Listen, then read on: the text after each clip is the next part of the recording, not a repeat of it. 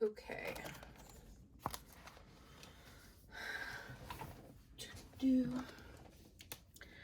Okay, so let's talk a little bit about Chapter 8.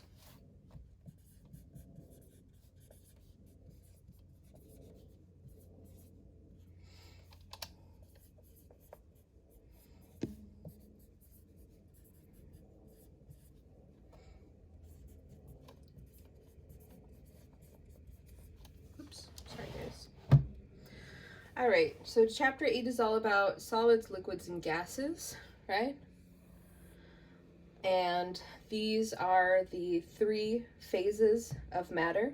Everybody remembers that term, phases? Yeah? Yeah. Everybody's all right with that, okay. So phase changes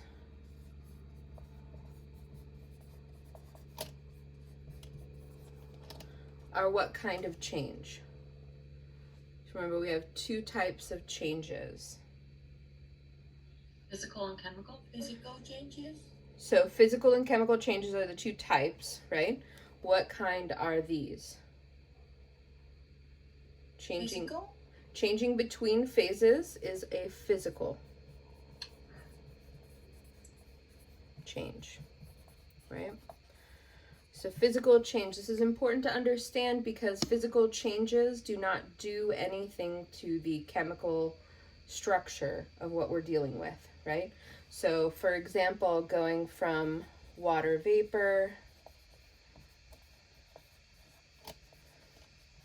to liquid water to ice, right? These are all phase transitions, but none of them change water. Does that make sense? It's all still the same H2O. Everybody okay with me? Questions? So, going from a gas to a liquid, what kind of a phase transition is that? What do we call that?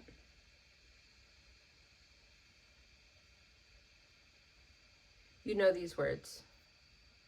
They're not science. I mean, they may sound slightly complicated, but we use them in our general vernacular.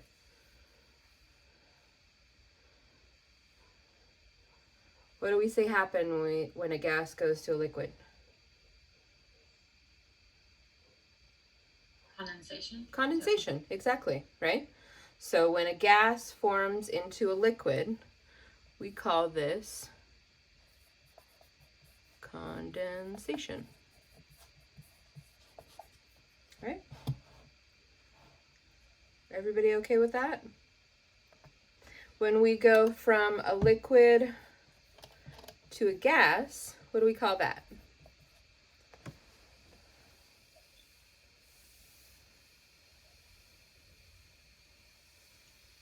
Evaporation? Evaporation or vaporization.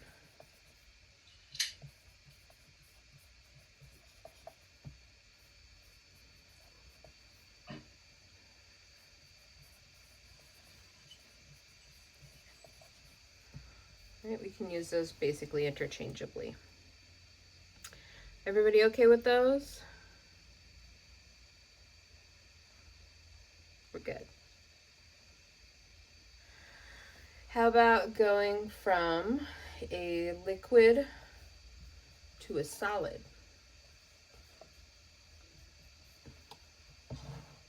What do we call that?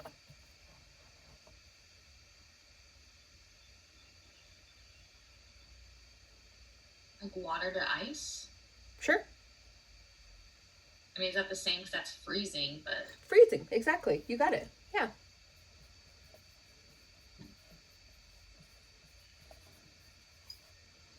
Also could be known as crystallization.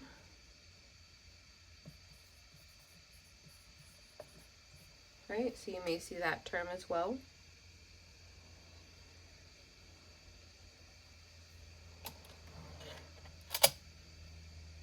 See, this is the intuitive chemistry I told you that we would have at some point, right? It's the stuff that you've dealt with before.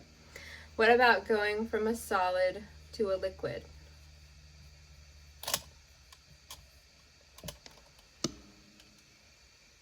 The melting. Uh-huh.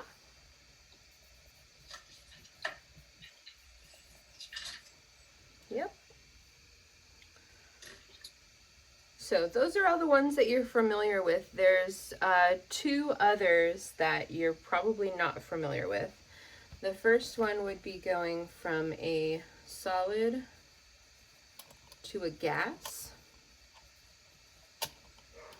An example of this is dry ice.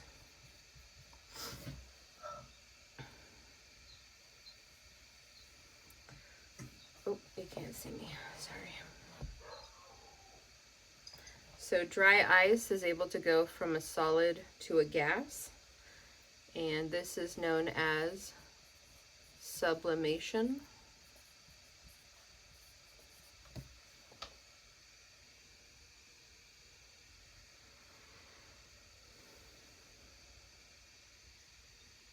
So what is dry ice? Does anybody know?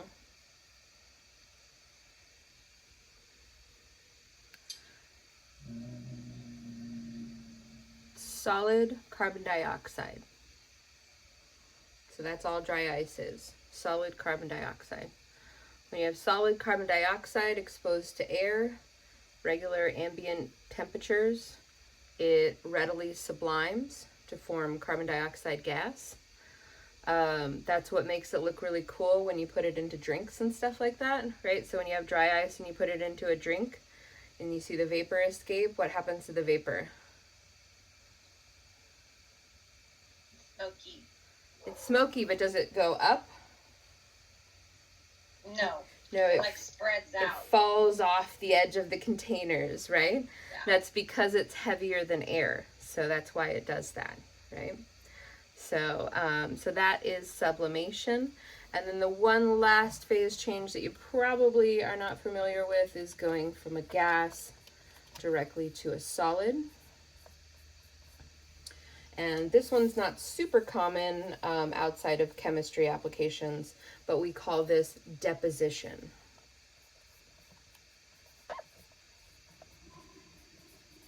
Which is a fancy way of saying we're depositing molecules into a solid form, right? Deposition.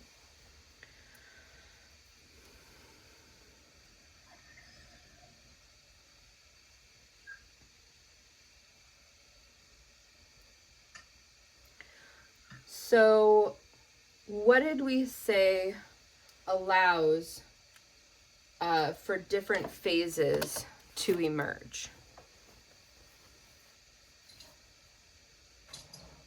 May I erase? Yeah. Yeah? Okay.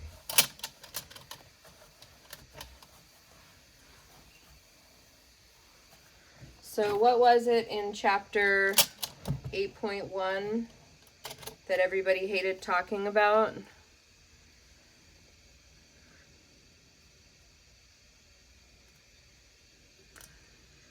Thinking back to Lewis structures and polarity. What causes something to be a liquid versus a gas?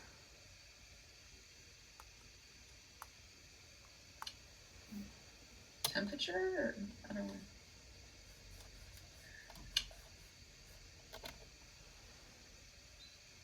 Do you remember those guys? Intermolecular forces. That's right. Intermolecular forces, right? So, Seems like a long time ago. yeah, I know, right? 1,000,000 years. So, we have 3 basic flavors of IMF, right? What's the weakest? Dispersion. Dispersion. AKA London forces. Right? So these are the weakest.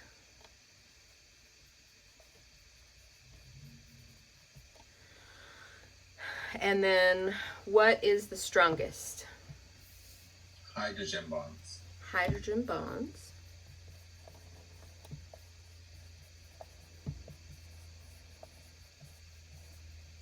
And in between that, Electrolyte.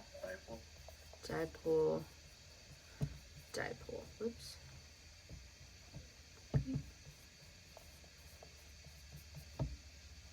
Right? So, if you have these two in a molecule, or one of these in a molecule, right? What phase do you expect to find them in at room temperature and regular pressures? A solid or a liquid? Yep, I agree.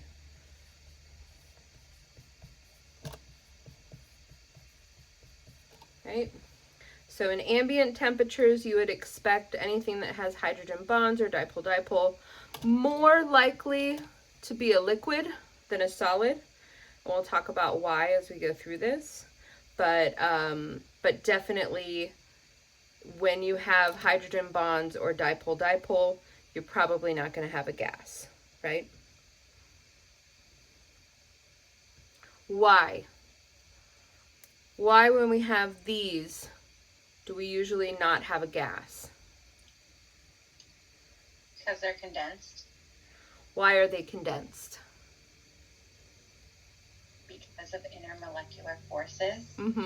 But what do intermolecular forces do to the molecules? It keeps them closer together, so for the dispersion ones, they're gas because they're farther away. Yeah, basically exactly that, right? So when we have these stronger intermolecular forces, right, these are like the Velcro that stick molecules together. They're more sticky, so they're going to form condensed phases, right? When we only have dispersion forces, this is a very weak intermolecular force, right? So if you only have very weak intermolecular forces, there's not a lot of attraction between molecules, which means that you will most likely have a gas, right? Does that make sense, guys? Cool. So, the reason I said dipole-dipole and hydrogen bonds tend to make liquids is because there's something else that usually makes solids form, right? So here we were talking about IMFs, intermolecular forces, but we did spend chapter 3 and 4 talking about intramolecular forces.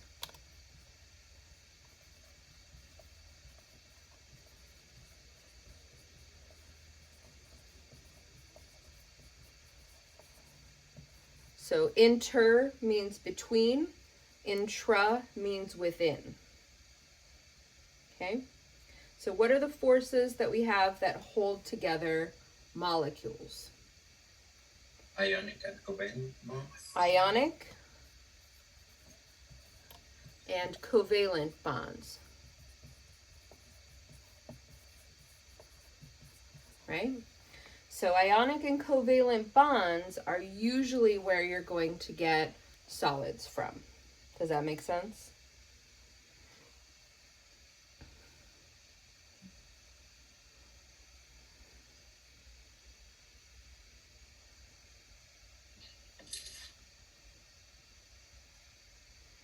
Now, that doesn't mean that all covalently bonded molecules are going to be solids. It just means that having covalent and ionic bonds, because they're so strong, tends to make these large rigid structures which form solids.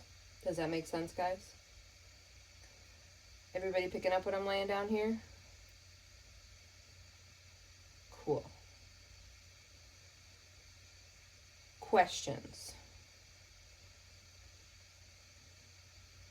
So thinking about what we know about ionic bonds, right? What kind of solids are you familiar with that form from ionic bonds?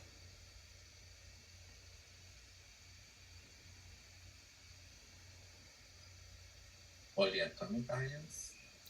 Polyatomic ions are usually part of those compounds. What were you saying, Lindsay? Gold. Gold is a metal. Metals actually have a third kind of bonding. So metallic bonds are basically you have a bunch of positively charged nuclei hanging out stationary, and then you've got a bunch of electrons kind of dancing around. So we call this the C model. That's called metallic bonding. You don't need to know that one, but since you brought it up, there it is, right? So no, gold is a different kind of bonding. So what kind of ionic substances are you guys familiar with that are solids? What's the most common one? Sodium chloride. Sodium chloride, right? Table salt. Yeah? Everybody all right with me on that? Table salt? So, generally speaking, ionic solids are often referred to more generally as salt. Okay? You'll see that come up in chapter 10 as well.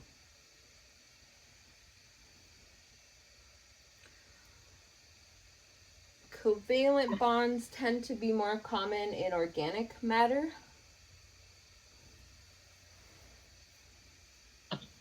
Ionic bonds tend to be more common in minerals. So a lot of rocks are going to be ionic bonds. But the point that we're looking at here is that the strength of what keeps the molecules together is what determines the phase, right? So the stronger the bond between the molecules, the stronger the attraction is, and the more condensed your phase is going to be, right? So solid being the most condensed phase, liquid being slightly more mobile, right? So I think about it in terms of molecular freedom also.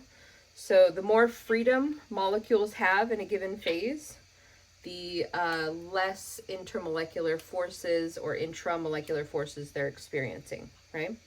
So thinking about freedom, molecular freedom, which is the most free phase?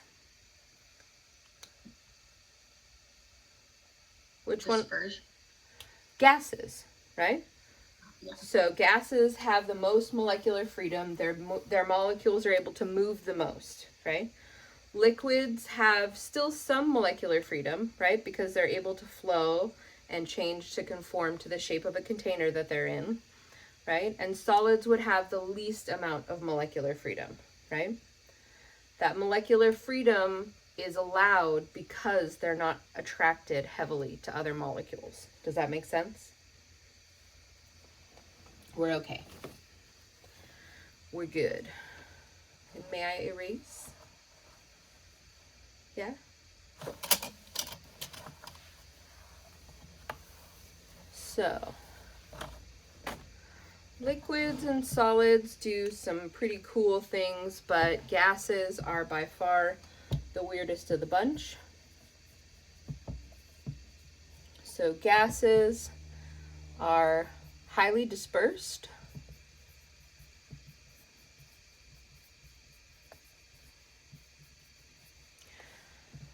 So that means that if you have a tiny little container of a gas and you open it up, what's going to happen to the gas? It's gonna go out of the container and fill up the space. Exactly, it's going to spread out, right? So there's a gas, when it's left out in an open container, will disperse into whatever the container size is that it has available, right? So they're highly dispersed, which means that there's a lot of space between molecules.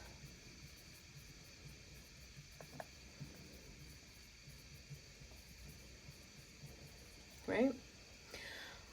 It also means that their molecules are moving a lot.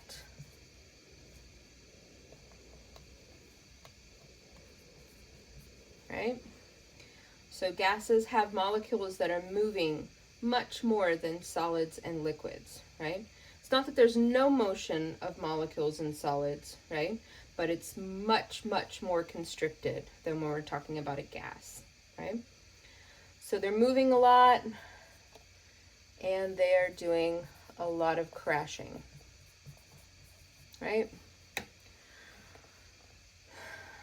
What do I mean by they're doing a lot of crashing? Like they're running into each other? They're running into each other, but what are they most likely to be running into? The container. The container, right? So whatever they're in is the most concrete, for lack of a better word, thing that they can run into, right? So because there's so much space in between the molecules and they're moving around a lot, there's going to be less incidence of collisions with each other, right? More incidence of crashing into the container. How does that work though? If they just move so rapidly, why would they crash into each other less than the container? I mean, even though that there is room between them, like why is it that it's always hitting the wall? It's not that they're always hitting the wall. It's just that if you have a solid barrier, right?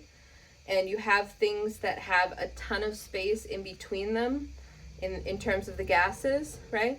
Their interactions with each other are going to be less than their interactions with these walls, right? They're going to be pinging back and forth off of here all the time, right? But when they go to hit each other, that's going to be a less common interaction. Does that kind of make sense? Yeah, and it's not like they have like a force field around them. They just have a lot of space. Exactly. So like, I think, Less. and you're going to deal with one of my terrible drawings, right?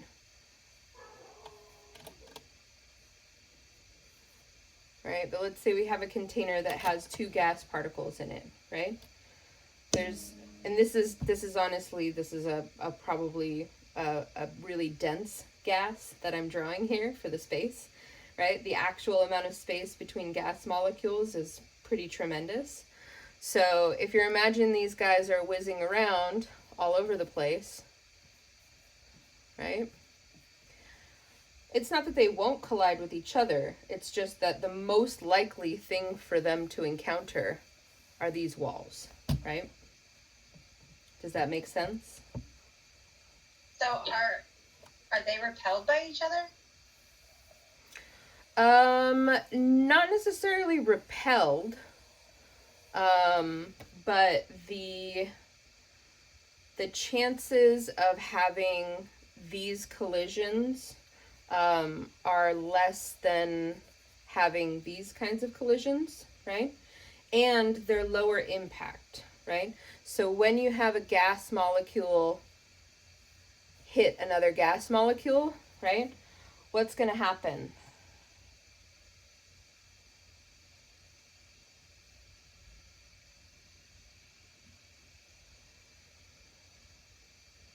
A reaction if they hit each other?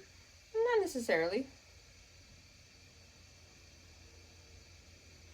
So if a gas particle runs into another gas particle, are they going to stop? No, right? They're probably just going to bounce off of each other, right? Depending on how they hit each other, they may spin off a little bit. It may change the direction of the trajectories, right?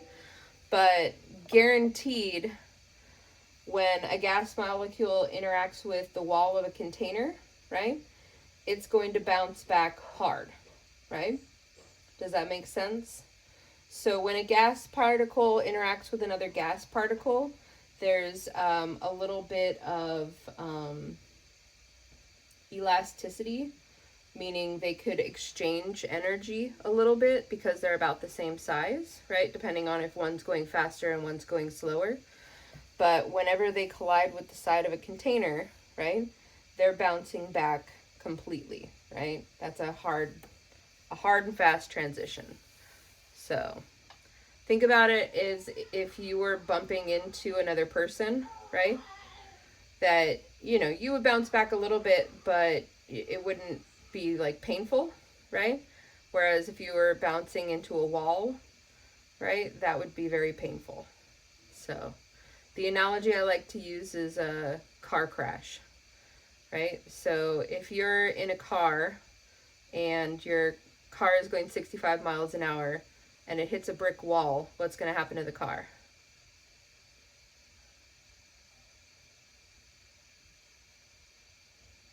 It's gonna smash. It's going to smash. What else? Wouldn't it absorb the pressure? It would absorb some of the energy in the form of smashing. Yep. What else? You're gonna shoot back? It could. Yeah, it could bounce back a little bit, right? What about the wall? It's not moving. Probably not much. Maybe not much. If it was a brick wall, I'm thinking there's probably going to be some deformation, right? You're not going to hit a brick wall going 65 miles an hour and not have some deformation on the wall, right? Does that make sense? Kind of, sort of? You're like, I've never hit a brick wall going 65 miles an hour. I don't know.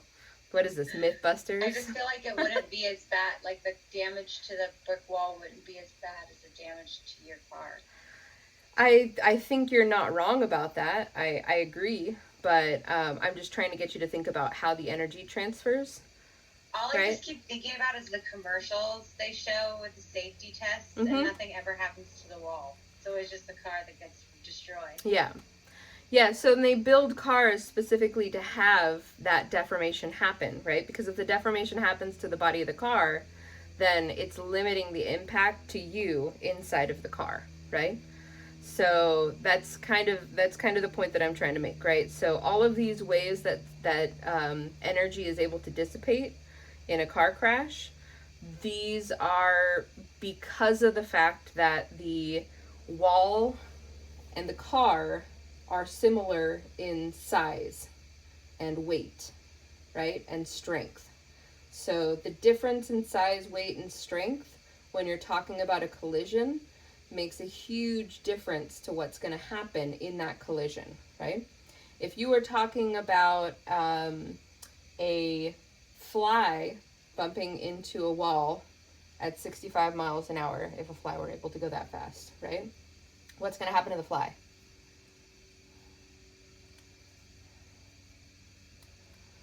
It might splat, right? Or it might just bounce. It might bounce backwards, right? The point is that the wall and the fly are very, very different in terms of size. Does that make sense? And you can think about the gas particles as being like an extra extreme example of that, right? The size of a single gas particle is insanely tiny compared to the walls of the container, right? The walls of the container are made up of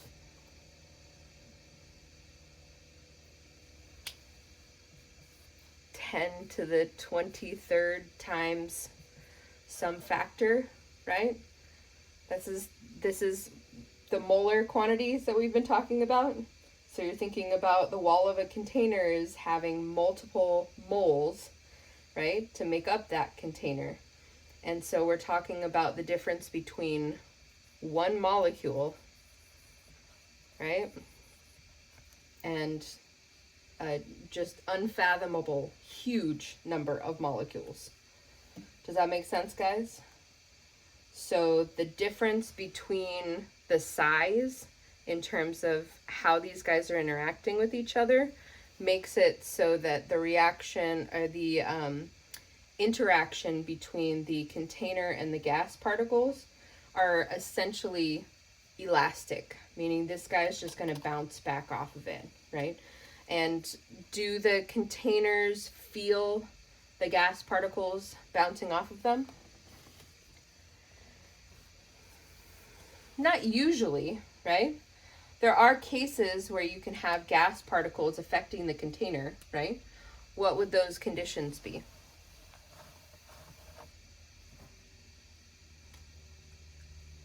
Like if If something's the container was a human, But human containers are pretty fragile, yes, but even glass containers, right? Let's say you have a glass container and you're putting it under pressure, right? What's going to happen to the glass container? It's gonna combust. It's going to shatter, right? Is everybody okay with that? So it's not that gas pressures can't affect containers, right? It's just that at normal pressures and normal temperatures, they're not going to, right? Does that make sense?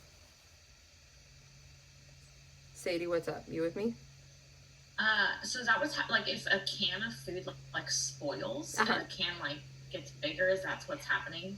So can of food spoiling is a great example of that. So basically, if you have some bacteria left over in a can and it's able to start reacting, a lot of bacterial metabolism, sorry, that was hard for me, involves forming gases, right? So an example of that would be fermentation. So you're forming gases. As you form more and more gases, you form more and more pressure inside of the container until eventually it will blow a seal. Yeah, absolutely. So, same reason when you're doing a chemical reaction in a container, you never want to have a chemical container closed when you're forming gases, right? Or when you're heating, for that matter, right? So when you're heating a container, you don't want to keep it closed because what's going to happen to the gases in the container? Exactly. They're going to expand and eventually explode, right? So it's these weird properties of gases that make for gases to be a lot more sensitive to their environment than liquids or solids, right? So what do I mean by sensitivity to their environment? Specifically, sensitivity to changes in pressure, right? So any kind of changes in pressure are going to be felt considerably by gases. If the change in pressure, if there's a large change in pressure to a liquid, the liquid's not going to respond very much to that change of pressure, right? It may be deformed a little bit, right? But tremendously large pressures on solids won't affect the solid at all, right? Like I'm putting a lot of pressure on my chair right now because I'm sitting on it, right? And it's thankfully holding me up, which is good, right? But if I were to put that same amount of pressure on a gas, right, that gas would condense, okay? So for pressures, we represent that with that EP, right? Another thing that they're very sensitive to is volume, which we'll represent with daddy V, right? So changes in volume, meaning the amount of space given to the gas, will greatly affect how the gas behaves. What are some units of volume? Liters. So liters, milliliters, those are the main ones that we're going to be working with, right? There's some stupid American units out there too, which we know about. Quarts. What's the feet cubed or something? Yeah, so that would be another example. So you could have cubic centimeters, right? Do you guys remember the relationship between cubic centimeters and milliliters? This is going to be important. 1 milliliter equals 1 cubic centimeter. So for every 1 milliliter, you have 1 cubic centimeter, right? That's a good one to keep in mind. How would you have two different measurements that are the same? One is looking at measuring the volume in 3 dimensions, and the other one is assuming 3 dimensions are included. Does that make sense? Kind of, Yeah. sort of. Yeah, it's a weird concept, to be sure. Like, it's not intuitive at all. But I try and think about it in the most literal sense of cubic centimeters being like, if I have a cube, right? I can measure the volume of the cube in a certain way that just has these dimensions, right? And there has to be some kind of equivalence between this kind of volume and that kind of volume, right? Does that make sense? Ish? Cool. Yeah, it's a weird abstract concept, but yeah. So those are ones we'll deal with most, right? How about... What's that little m cubed? What? The little m Oh, cubed? meters cubed? What is it? Meters cubed? Oh, okay. What that equals, is just our volume? You won't really encounter that one, right? Okay. Yeah. I'll just take it off just so that we're not freaking out. I'm not Thank you, I was starting to panic. Yeah, I'm not that mean.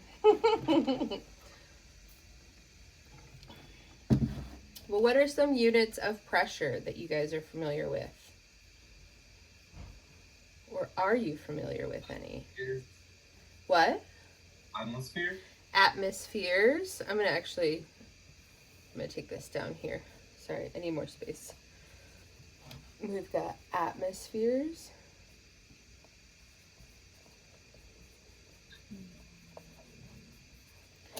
And what's the abbreviation for atmospheres? ATM. ATMs. I'll sometimes refer to those as atoms, just to be really annoying. That's what I've been thinking that they were this whole time. Atoms, ATMs, atmospheres. Yeah. ATM. But yeah. What else? Any other ones you guys are familiar with? Not scientifically.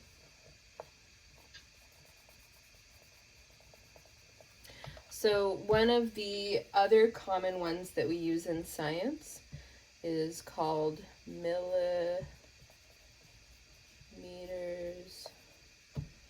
of mercury.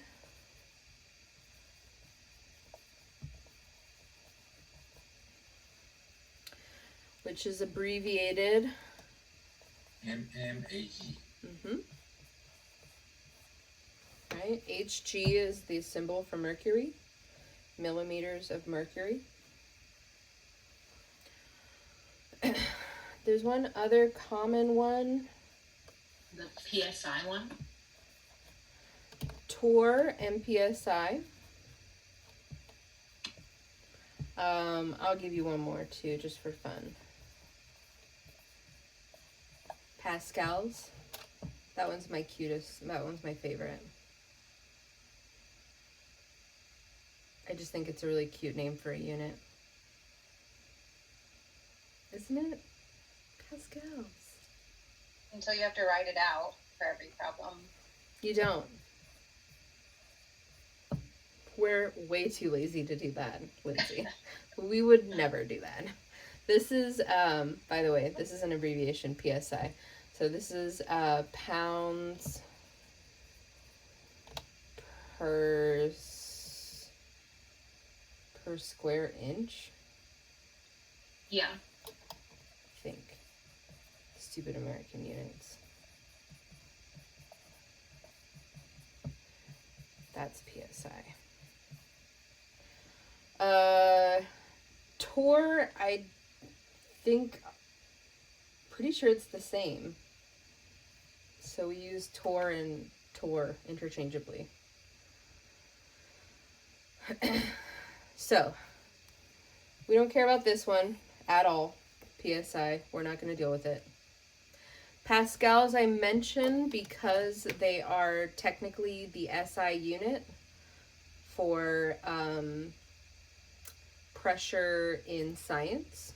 However, the atmospheric pressure on our planet, for example, is 101,325 pascals, right? So I think you guys can agree that this is a pretty ridiculous number and pretty inconvenient, right? So for our purposes on this planet, pascals is not a great unit of measurement because it's just tremendous. It's such a tiny little unit compared to the pressure on our planet. So for us, the most convenient unit is atmospheres, which our planet at sea level has an atmosphere, has a pressure of 1 atmosphere, right?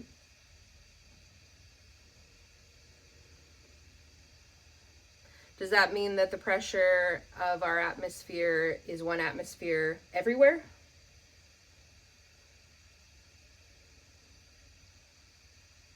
No, right? Hopefully you guys are familiar with that. So what can change the pressure? Elevation. Elevation is a big one, right? So as you go up in elevation, what happens to pressure? It decreases or increases. It decreases. No, you're right. Decreases. Yeah.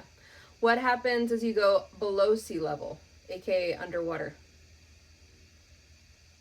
Increases. The pressure increases, right? Does that make sense, guys? So the pressure at sea level is 1 atmosphere. If you're going up from sea level, aka increasing elevation, that would lower the pressure. If you're going down from sea level, aka going underwater, you are increasing the pressure. So you won't see these pascals. You will definitely see atmospheres, and the other one you will see are these two, millimeters of mercury and torr, which just happen to be interchangeable, okay? So what is the ambient pressure, or the pressure at sea level, in millimeters of mercury? Does anybody know? Like 0.0826. That one. Oh yes. Wait. I don't remember.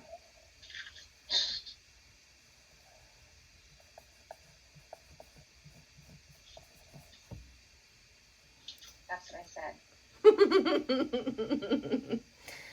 It's also 760 torr. Okay, that's why I say these two are interchangeable. Okay.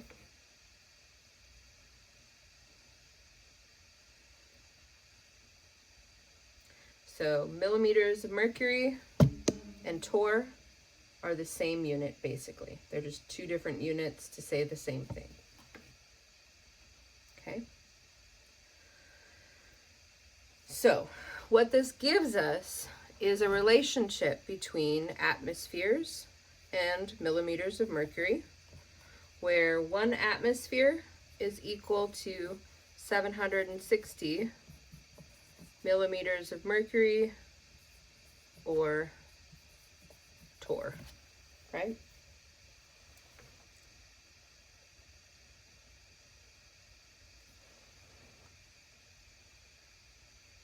Everybody comfortable with that? I'll always give you this conversion factor, but I'm guessing that after doing a few of these problems, you will probably have it memorized. But it will be given on an exam, so you don't have to memorize it. Okay? Questions? May I erase?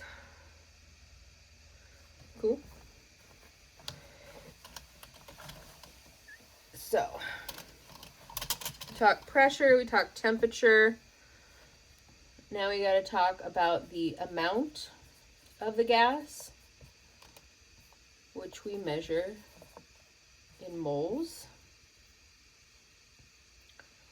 And that has an abbreviation of baby N. right? So if you have a lot of gas in a container, then that's going to change how the gas behaves, right? If you have very, very little gas inside of a container, that'll also change how the gas behaves, right? What's another thing that you think might affect temperature? Fuck it. Sorry, guys. That might affect gases. Oh my god. Dear brain, I hate you. Temperature. Temperature that I just said. Sorry. So temperature is another one. Dear brain, I hate you. And that's represented by Daddy T.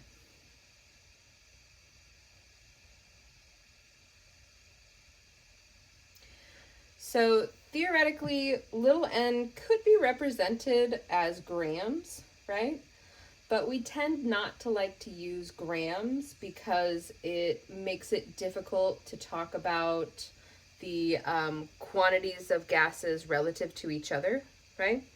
So when we're talking about quantities of anything relative to some other substance, we always want to have moles, right?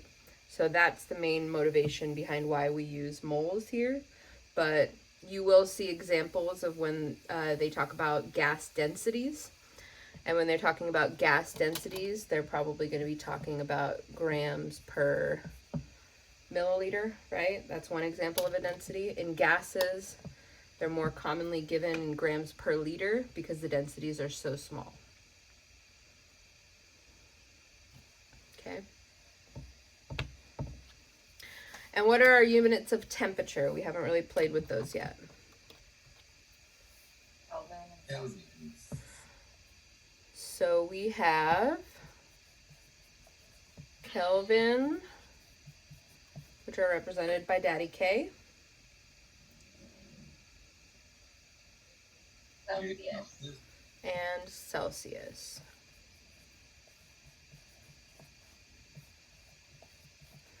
Which is represented by degrees and Daddy C, right? Now what's the relationship between Celsius and Kelvin? 723.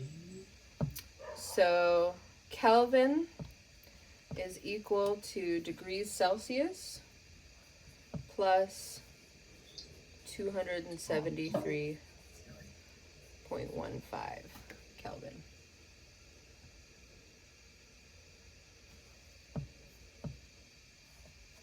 Sorry.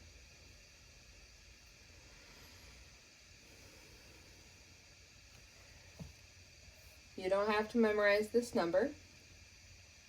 It'll always be given to you, but you do have to understand how to use it, okay? So, one of the most common things that you're going to run into in gas problems is conversions, right? So, conversions between different units of pressure, different units of volume, temperature, the number of moles to grams to moles, right? Those are the most common that you're going to encounter. But I'm going to give you a factor that will rule them all, and that factor is R, which is the gas constant.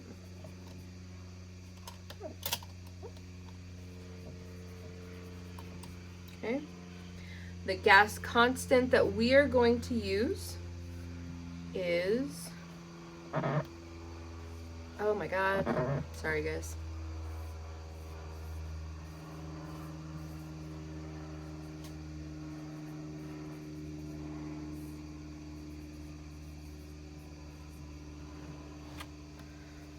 So the gas constant that we're going to use is 0.08206 liters times atmospheres divided by moles times Kelvin. Okay? Because this is the gas constant that we're going to use, what do you think the units are that we're always going to need our pressure, volume, amount and temperature in? Liters, atmospheres, moles, kelvins. Exactly, right? So no matter what the problem gives us, if we're using R, we have to get these units for all of our components, right? Does that make sense, guys? That just means that if we see a word problem, we need to, if we don't have those four, we need to convert them. Exactly, exactly. Oh. Yep. So now, can I erase real quick, guys? Is that okay? Sorry. So now we want the relationship between all of these variables, and that is called the ideal gas law. And that has pressure times volume is equal to the number of moles times the gas constant times temperature, right? So PV equals nRT, or perv nert, as some people like to call it.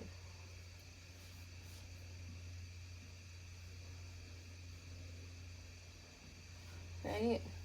So this is how all of these components of a gas are related.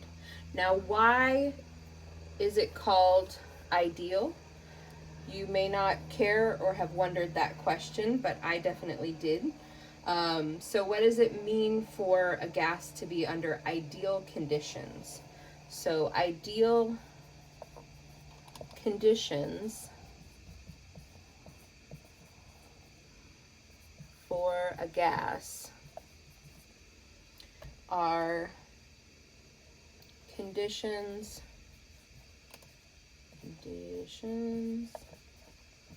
around 0 degrees Celsius and 1 atmosphere. Okay?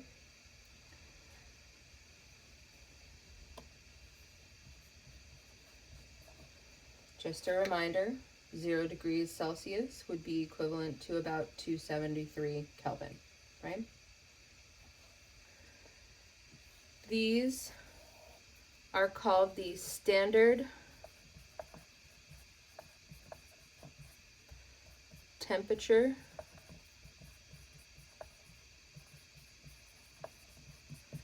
and pressure.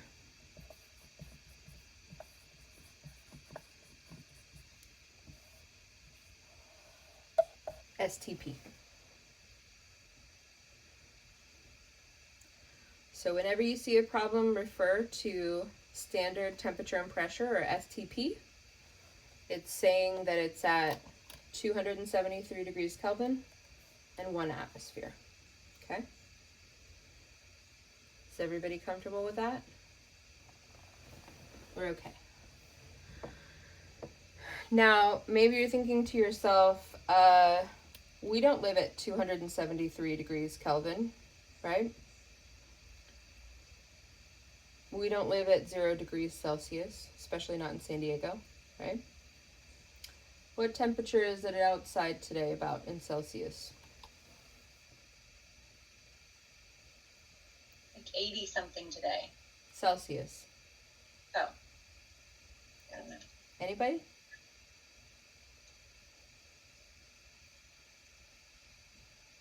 The 30s, maybe? Probably, like high 20s. Yeah. So around 75 degrees is about 20-ish degrees Celsius. Right? If you haven't done this already, I think a really helpful way to get a feel for what Celsius literally feels like is put your phone temperature gauge into degrees Celsius. And then that way when you're outside, you can look at your phone and see what temperature it is and see what it feels like, right? So I think we have more of an intuition of like it's hot or it's cold, right? But we know what those temperatures feel like, right? So when I say it's 75 degrees out, most people would say that's a pretty nice day, right? It's not too hot, it's not too cold, right? When it gets down to 50 degrees in San Diego, what do we say? basically freezing, right? You need 3 sweaters and a couple of scarves. We're all gonna die, right? Yeah. So, when we're talking about a temperature difference in a gas, right? The difference between 0 degrees Celsius and 20, 30, 40, even 100 degrees Celsius is actually not a huge difference, okay? When we're talking about getting away from ideal conditions, meaning we're going really far away from 0 degrees Celsius or 1 atmosphere, right? Now we're talking about going to temperatures in the hundreds of degrees Celsius, right? Or the negative 10s of 20s of 30s, right? So we're talking about really cold temperatures, right? Really, really high temperatures. We're talking about really, really high pressures or really, really, really, really low pressures, right? So away from these significantly is what we're talking about in terms of when the ideal gas relationship breaks down, okay? So generally speaking, we won't encounter any conditions where the ideal gas law doesn't basically work, right? Does that make sense? The conditions exist, they just don't really exist for us. So, coolsies? Does everybody understand what I'm trying to say to you? Cool. So basically, does this relationship always, forever hold up? Will you always be able to use it for every system, no matter what?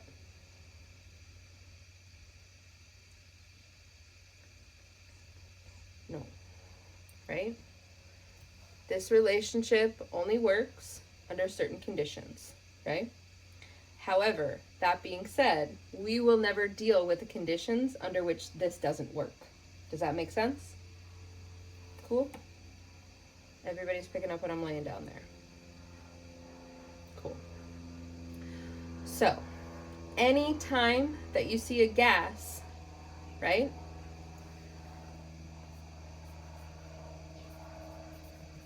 You can use this ideal gas law, right? Can you use the ideal gas law when you're talking about a liquid? Nah, right?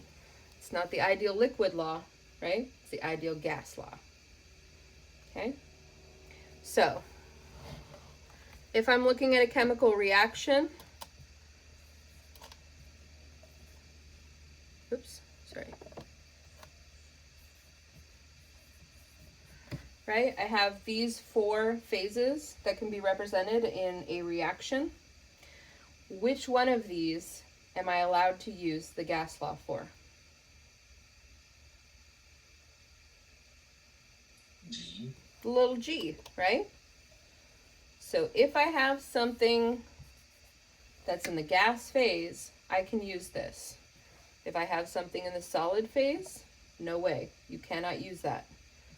Cannot use it, cannot use it, okay? This is the number 1 mistake that students make when they're looking at ideal gas law problems, is they try and put reactants in that are solids into the ideal gas law, and you cannot do that, okay? So the only factors that can go into the ideal gas law are ones that pertain to gases, right? Specifically where that matters most is for moles, right? So usually you'll be given a pressure, a volume, and a temperature or something like that that's representative of the ambient temperature, pressure, and volume, right? Or the atmospheric conditions. But it's when you have moles, right, that people are like, oh, moles of whatever can go into here, right? No, no, no. Not moles of anything, only moles of gas. Okay? Does that make sense? I'm kind like, does moles, I guess moles doesn't say anything about what state it's in, right? No, it doesn't. You're right. Yeah. So that would be That's something. the confusing part. 'Cause Yes. It seems like mass is a physical thing. I don't know. Yeah, and it seems like mass should be a solid, right? Right. But it's not. It's not, right? So the physical state has nothing to do with the weight, right? The physical state will have a lot to do with the density, right? How do you measure weight of like a gas? So if you have a certain volume, right? So you have a container that has a particular volume, you can weigh the container, and then you can figure out what the density of the gas is. Interesting. Yeah, so this is, it's really hard to do, right? Because you're dealing with masses that are incredibly small, right? So this is where an analytical balance, or even more, even better than an analytical balance, would be really important, right? Because you're dealing with such small masses relative to the volumes that you're dealing with, right? And generally speaking, the volume of the mass of the container is going to be tremendous relative to the amount of gas that's in it, right? Yeah. So let's say you had like a glass container, right? And you know what the volume of the glass container is, and you put it on the balance, right? First of all, you would have to have it weighed out empty, which, what does that even mean, right? Because might be a different gas inside of it. There's air in it, right? There's always air in it. Yeah. So gases are really weird like that, right? There's a lot of those kinds of properties that we take for granted. The way that we usually do this experiment in class is using a balloon. So if you take a deflated balloon, you can kind of assume that there's no air in that, right? So you can get the weight of the balloon, and then you blow it up, and then you can get the weight after you've blown it up. But there's some downsides to that method of measuring air, because basically you have to have the balloon sitting down on the balance tray, right? And a balloon naturally does not want to do that. It's got a lot of attractive forces, like static electricity, that want to keep it like stuck to the walls of the container, things like that. So it's a hard experiment to do. So Interesting. yeah, good questions. Right? So so how do we know if we have a gas? That would be something that would be given in the balanced chemical equation. Right? So let's look at an example of a reaction.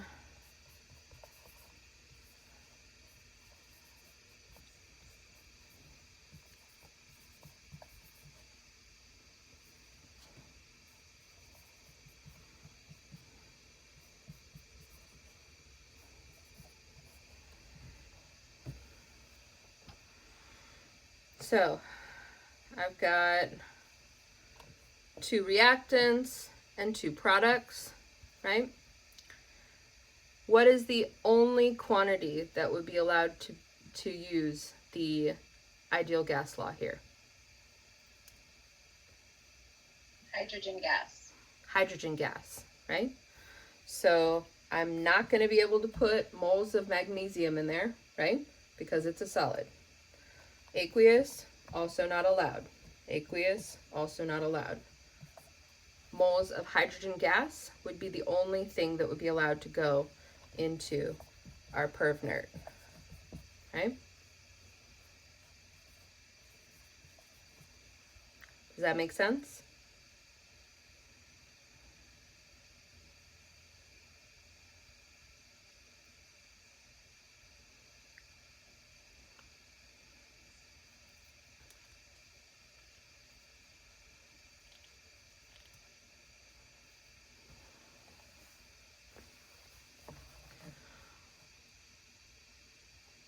Can I erase?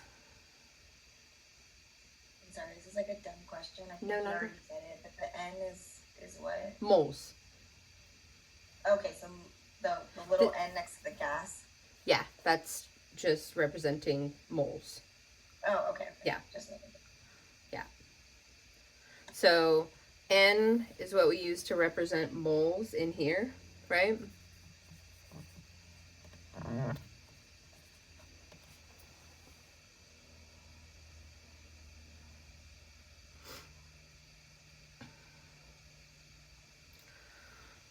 So, it's okay if I erase? Any other questions so far? We cool? Cool. All right, so when we're talking about gas problems, the simplest kind of problem that you can see would be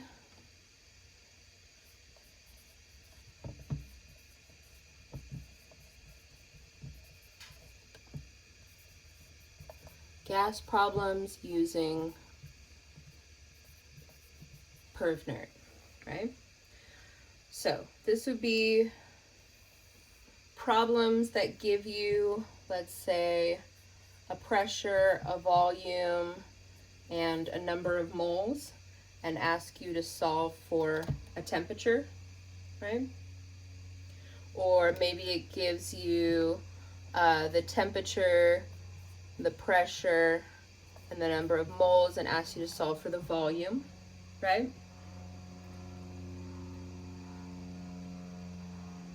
So anytime you have PV equals nRT and you're given 3 out of the 4 variables, right?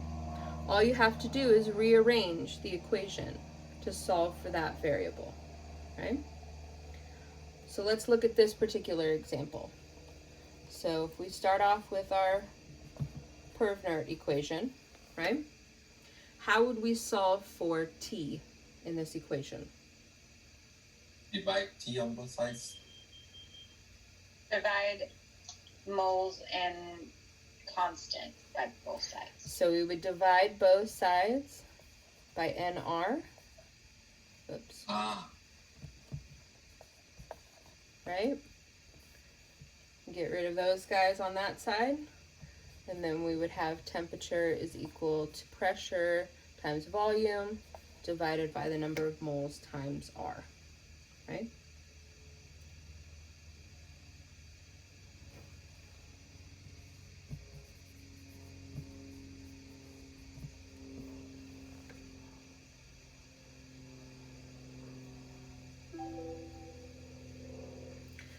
So how about if we wanted to solve for V? We'd still start off with our PervNerd, right? And how would we solve for V in this equation? divide by pressure, both sides. Exactly. So we want to divide by pressure here, right? And divide by pressure here. Cancels out here. And so we're left with V is equal to nRT divided by P, right? But I may be jumping ahead, but how does that work when R has like all the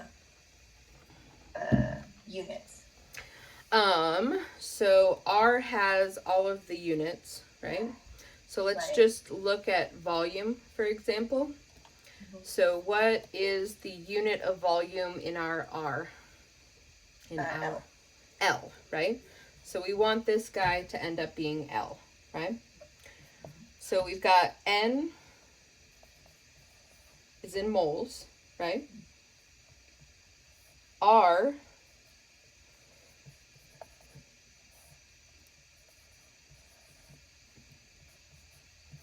is in liters, atmospheres per moles, Kelvin, right? Temperature, always, always, always in gas problems, has to be in Kelvin. Never, ever, ever, ever, ever in Celsius, right? Write that down in big, bold letters. No Celsius.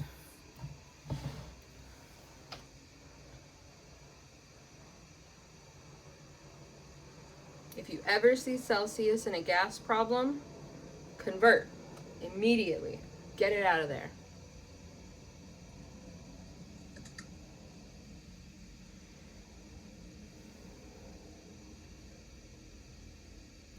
Right? And then all of that is going to be divided by our pressure, which is in units of atmospheres, right?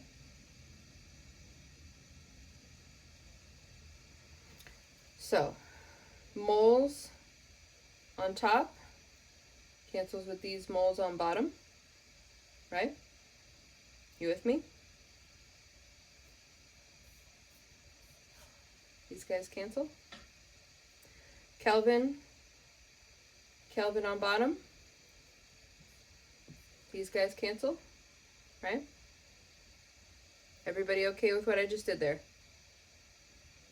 Yeah? Cool. Atmospheres on top. Atmospheres on bottom. Cancel out, right? All we're left with is liters, which is what we wanted, right? So, as long as we get moles, Kelvin, and atmospheres for our temperature, pressure, and moles, right? Then we should get a volume that's in liters. Does that make sense, Brenda? Yeah, I think I was just thrown off guard with like how to set it up, you know, because there were so many units going on. Yeah. units like together. Yeah. I was like weird. Yeah, totes. So another way that you can rewrite this too, if you don't like it that way, is you could write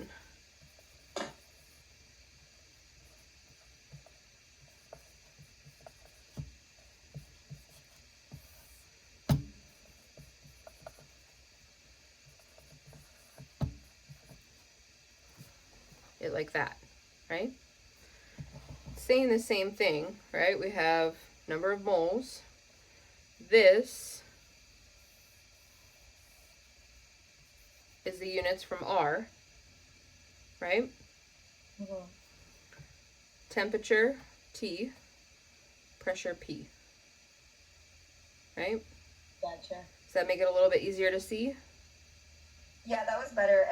Honestly, I was trying to do like a problem, and I was like, are we just letting the L just kind of fly there for a while until we get it? I mean, like, yeah. Like the train tracks, you know? Like, Yeah, you have totes. to go fast, Mhm. and so it wasn't, Yeah. like, literally just have to leave it alone until you Yep. get everything. Yeah, so this is, I think, one of the most frustrating things for students, because when I get you into this mindset of never using formulas, then you're like, why the fuck are we using a formula here, right? Yeah, I literally was like, what the? Yeah, so people either really love PervNerd or they hate it, right? And because I've been priming you with DA problems, this is having a formula is kind of annoying, right? Because you've been learning how to solve problems using dimensional analysis, but you can still use that technique here, right? You're still doing the same things, right? But you're just doing them a little bit differently. Got it. That was confusing to me at first because I thought it was saying like how many moles of potassium, you know? Oh, I gotcha. Yeah, these are all units. I gotcha. Yeah. You're like, what does potassium have to do with any of this? Right? It's Yeah, not this the is- solar conversions, this but is- the little multiply symbol makes it more clear. This is one of those things that's super, super annoying about chemistry and science in general, is like, we have one alphabet, right? The English alphabet, but there are so many other alphabets, you guys. We only use Greek, and I don't know what our alphabet is called. English, it's not called the English alphabet, but whatever. Those are the only two alphabets that we use. We have Japanese, Chinese, Arabic. There's so many other There's so many other languages that we could be drawing letters from, but we're just too lazy to learn them. So we use the same flippin' letters over and over and over again. It's very... Is that the same for other countries, or what do they use? I don't know, honestly. So, I mean, the majority... Science is very dominated by Western culture, right? So, Western culture tends to be what the most commonly used stuff comes from. So, like, I honestly don't know, but I have to imagine that there are, you know, Japanese, Mandarin, Arabic equivalents of these concepts and letters. But when they're being used between different countries, they always use the westernized version. Or we always use it. So I guess maybe we have the most research funding from all the pharmaceuticals or something. We've just tended to be where a lot of the modern research is happening. If you look back in history, that hasn't always been the case. But a lot of the cultures that did a lot of science-like research did them so long ago that we kind of had to reinvent the wheel. And because we didn't realize that they had done all of that stuff until globalization happened, you know, we kind of just assumed that we're the only people who discovered those things. But there's actually a really rich history of those discoveries, and especially like when you get into like Mesopotamia or like ancient Egypt, things like that. You know, these are very, I hate to say Western, you know, Western concepts, because it's not really the West, right? That's kind of a stupid way of putting it, but there are a lot of much older cultures that definitely discovered scientific principles on their own time, but we just don't really talk about them, right? So, fascinating history, honestly. There's not anything in history that has ever interested me until I got into the history of science, because it's really the history of the world, right? But it's a very, very Western-dominated story. So, cool. Professor? Yeah. Can you talk a little bit about chapter A homework, question 1 for me? Yeah, I'm gonna go ahead and stop the video.